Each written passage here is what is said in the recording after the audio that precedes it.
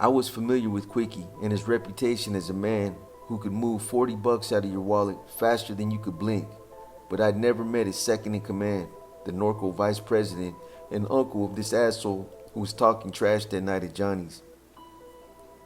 I decided to ignore the kid and let him run his mouth, but when my girlfriend got fed up and told him to shut the fuck up, things got heated in a hurry. "Fuck you, cunt," he snapped at her from the pool table. Well, that's all the woman needed to hear. Christy was a biker's child, wilder than I was, and had a hair-trigger temper to boot. That girl didn't take shit from anyone. The two of them started blasting verbal broadsides at each other across the restaurant, each one nastier than the last.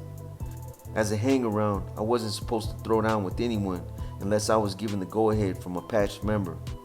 There were a handful of patches in Johnny's that night, but not one of those boys had the least bit of interest in defending my girlfriend, so I took it upon myself to silence that loudmouth punk. Here's something you should know about me. The only time I remember crying tears of sorrow was the day my old man keeled over and died on my lap. I was 10 years old. From that day on, if there were tears in my eyes, it meant just one thing. Somebody was about to get hurt. Guess you might say it was the equivalent of freight train silver tooth. I was blinking back tears as I crossed the pool table and stood watching that long-haired son of a bitch line up his next pool shot. Just before he struck the cue ball, I snatched it away. "What the fuck," he growled, bolting upright. "What'd you call my old lady?" I said to him. "You mean the cunt?" He spat, gesturing towards Christy. Pow! I hit him in the head with my arm cast. The kid staggered, but didn't fall. "Motherfucker," he screamed, "do you know who I am?" Bam! I plastered him again, and this one finally shut him up, whoever the fuck he was. To the casual observer, hitting an opponent upside the head with hard plaster might have seemed a little bit unsportsmanlike, but when you were confronting an angry drunk wielding a cue stick and you only had one good hand, you used what you had. It was a lesson learned through the years of hard and painful experience. This was not my first rodeo. I fought near 100 men as both a street brawler and an underground bare-knuckle fighter, and I was in all kinds of battles against all kinds of opponents. When I wasn't wearing an arm cast, I was an open-handed fighter, quicker than most. Striking open-handed kept the muscles loose and covered more area on a headshot than a clenched fist did. This was a technique used by Freight Train to great effect, but I'd learned the principles much earlier from a gentleman my dad had befriended during the Korean War, then brought over to the States 14 years later. His name was Mr. Lee, and after my old man divorced mother, that Korean followed us up to the California Cascades to teach me what he described as Kung Fu, sort of a Karate Kid, Mr. Miyagi, wax on wax kind of deal. From age 5 to 9, I studied with the master, right up until he got booted out of the country for a long expired visa. Every day, I walked up to his house or he came over to mine, and we practiced for 2 hours. Those 4 years of instruction, financed by my terminally ill father, were just one more way the old man prepared me for a future without him. Mr. Lee drilled me relentlessly in the martial arts, and man, I really hated it. And who could have blamed me? I was a kid living in paradise with a dirt bike to ride, woods to hunt, and lakes to fish. And I was being forced to endure endless push-ups and repetitive moves with some middle-aged Korean dude. What I failed to understand at the time was how much all that instruction would later come into play as I fought my way through life. And believe me, I fought plenty. Over the following days, word spread through the Vagos that I was in serious shit with the Norco chapter for bashing their VP's nephew with my cast. And it wasn't like I could avoid those fuckers either. Big Roy was throwing a coming out party that very same weekend. Hemet's first sponsored club in the runtown of Winchester. Norco was planning to be there, as was the uncle of the punk I'd knocked senseless. I don't mind saying I was concerned. I figured there was a better than ever chance the Norco boys were planning to jump my ass, especially since I was still a Boggles hang-around, waiting for an invitation to prospect. My gut instincts were shouting, "Run, motherfucker, run," and my instincts were seldom wrong. They served me pretty well, though, through the years, warning me away from some pretty hairy situations. But this time, I was ignoring those urgent whispers mainly because I felt I had no choice.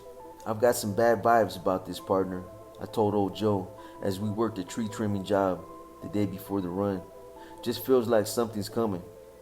What do you want to, what do you want me to tell you, said Joe, who'd been giving me the silent treatment ever since I shared the big secret.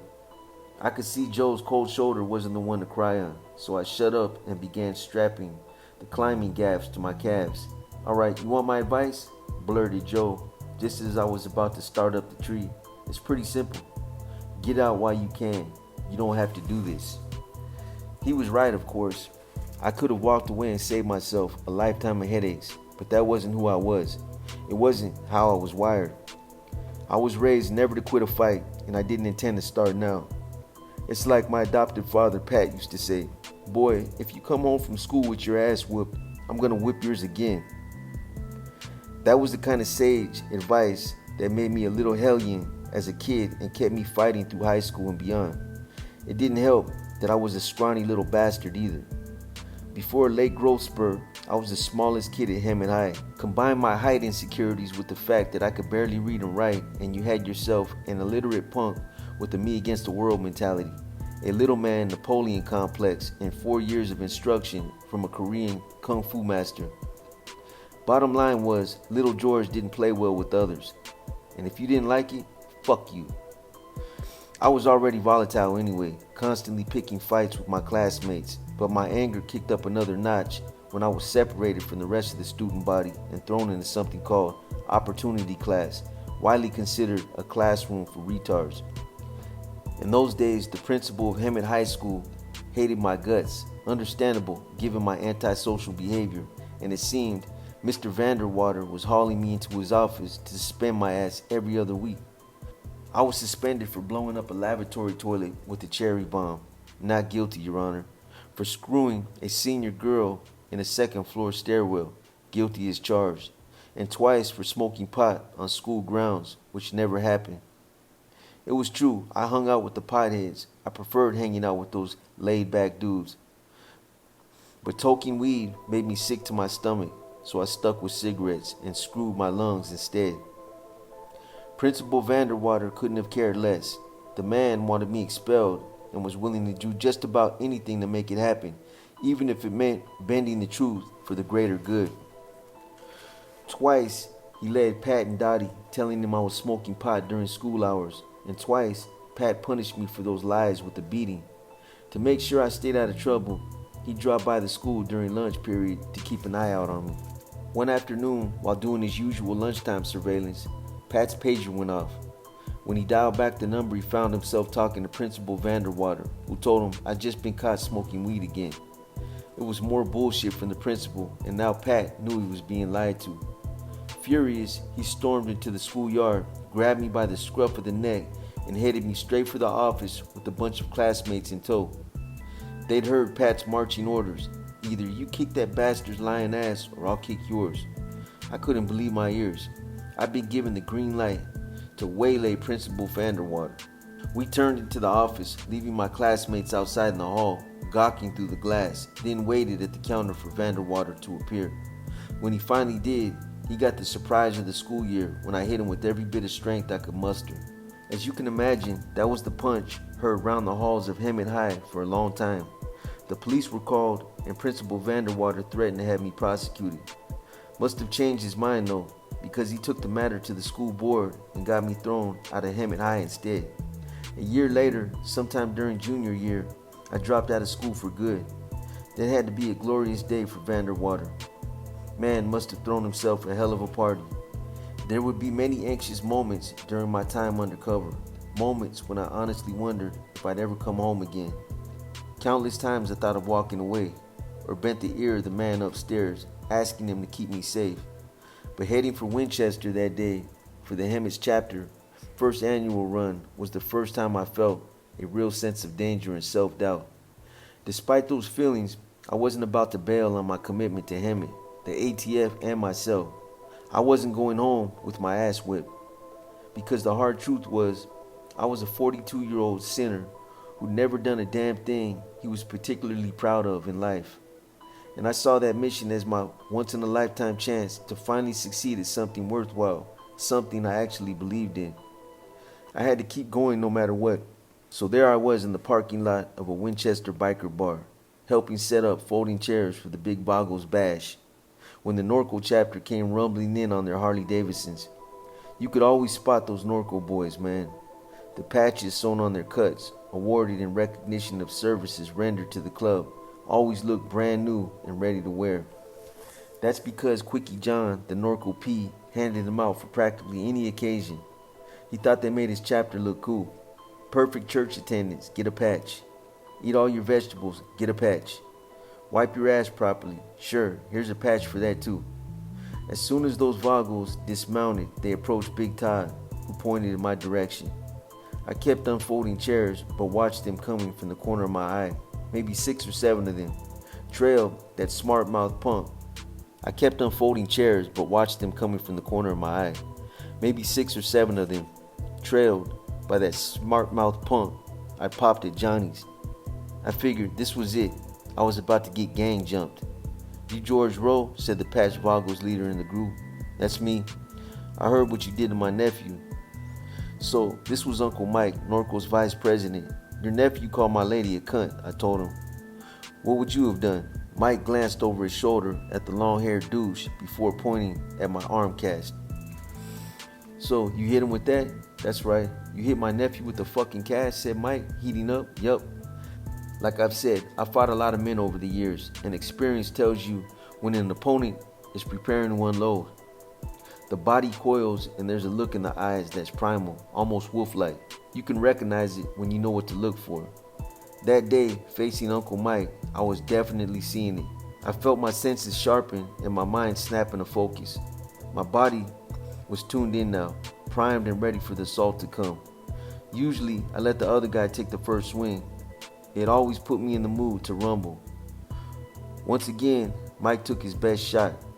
I was pretty sure what would be coming next. The rest of the Norco boys would immediately pile on and turn a fair fight into a lopsided rout. It was the outlaw way. I planned on using my arm cast to block some of those blows. With luck, maybe even break a few hands. But I also knew I had an ace in the hole. There was a buck knife sheathed on the back of my belt. If I had to pull that blade to save my skin, I'd do it without a moment's hesitation. Hold up. As we were about to dance, Big Roy was cutting in. "I know all about what happened, and I'm gonna handle it," he told Uncle Mike. Then he turned to the nephew and announced loud, "There's at least 4 other guys here who saw what happened at Johnny's. You were out of line and you know it." The punk kept his mouth shut.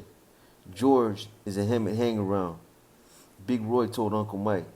"If anyone's gonna punish him, it'll be us." I felt like the naughty schoolboy again, caught between my adoptive father and Principal Vinderwater.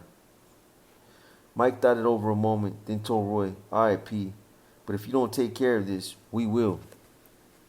That said, he walked away with his nephew and the rest of the Norco Vagos in tow. As soon as they cleared earshot, Big Roy turned on me and hissed, "You owe me, motherfucker." "I appreciate it, Roy, but shut the fuck up and listen," he snapped. "Don't ever make this chapter look bad again. Do you understand me?" Then he pointed at the ground. "When you're done setting up the chairs, I want you to find a fucking broom and sweep." I looked around. "You want me to sweep the parking lot? Are you fucking deaf?" I said, "Clean this mess up." Man, I was pissed. Here I was, a grown man being ordered around by a punk-ass bitch. Any other time, I would have grabbed that prick by the throat and bitch slapped him 6 ways to Sunday. But for the sake of the mission, I swallowed that asshole shit and swept the parking lot, daydreaming of the day John Carr would throw open Big Roy's cell door and I'd step inside for a little payback. I'd beat that bastard bloody, then walk right out again with the party. Now, clean up this mess. Man, I couldn't wait.